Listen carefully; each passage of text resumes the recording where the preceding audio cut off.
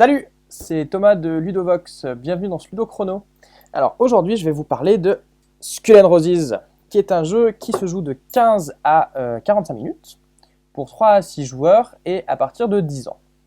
Donc Skull and Roses c'est un jeu de pur bluff, dans lequel les joueurs vont avoir en main des cartes rondes, avec des roses et des crânes.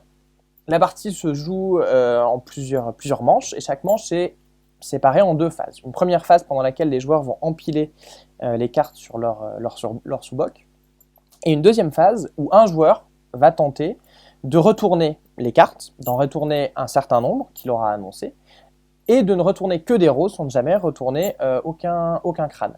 L'idée étant que chaque fois qu'un joueur va y arriver, il va gagner une manche, et dès qu'un joueur a gagné 2 manches, il a gagné la partie. En détail, comment ça se passe? Alors d'abord, au début de chaque manche, chaque joueur va choisir une carte de sa main, qui va placer sur son sous-boc. Là, on fait un petit exemple. Ensuite, chaque joueur va, à son tour, mettons que je sois le premier joueur, soit rajouter une carte, on va dire que c'est ce que vont faire tous les joueurs pendant le premier tour, donc hop, moi j'en rajoute une, mes adversaires en rajoutent une aussi, soit annoncer un pari. Et en fait, quand les joueurs ont commencé à annoncer les paris, c'est la fin de la première phase. On ne pourra plus rajouter de cartes, il faudra simplement surenchérir. Alors mettons que moi je vais dire, bah tiens, j'annonce 2. Donc ça veut dire que j'annonce que je vais retourner 2 cartes, et que parmi ces 2 cartes, il n'y aura aucun crâne.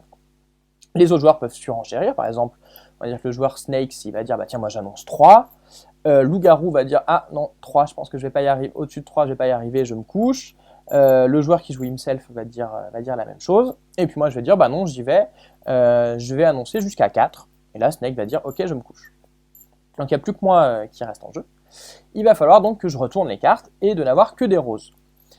La règle importante, c'est que je dois retourner d'abord toutes les cartes que moi j'ai posées. Donc c'est-à-dire que si jamais j'avais mis des crânes pour bluffer en espérant que les autres auraient des crânes, et ben je me suis fait avoir tout seul et j'ai perdu. Donc là j'ai dit crâne, première carte c'est une rose, deuxième carte c'est une rose, il m'en reste encore 2 à retourner puisque j'ai annoncé 4. Je peux soit retourner toutes les cartes d'un autre joueur, parce qu'il y en a 2, soit alterner, c'est-à-dire je peux dire bah tiens je vais regarder celle qu'il y a là, ok c'est une rose, je vais regarder Snakes aussi, ah ok c'est une rose. Si j'avais annoncé 5, j'aurais tout à fait pu revenir sur himself, aller sur les loups-garous, enfin il n'y a pas de règle de ce côté-là. Donc à présent j'ai annoncé 4, j'ai retourné 4 roses, j'ai gagné la manche. Je vais donc retourner mon sous-boc côté rose. Si jamais mon sous-boc était déjà côté rose, eh ben j'aurais gagné la partie. Mettons par contre que cette fois je me suis trompé. Hop, j'ai retourné 2 cartes ici, et puis par exemple je suis allé chez les loups-garous. Tiens, il avait mis un crâne. Dans ce cas-là, je vais perdre une de mes cartes, qui sera piochée par le joueur qui m'a fait perdre. Donc je la perds pour la fin de la partie. Si jamais je me retrouve à court de cartes, c'est-à-dire que je perds ma dernière carte, je suis éliminé. Il y a aussi un cas, si jamais il ne me reste plus qu'un crâne en main et que les autres voient que je n'ai plus qu'un crâne en main, je suis aussi éliminé. Donc c'est la deuxième façon de gagner le jeu, c'est de se débrouiller pour que tous nos adversaires soient éliminés. Et bien là, ça y est, vous savez tout sur le jeu. À vous de jouer!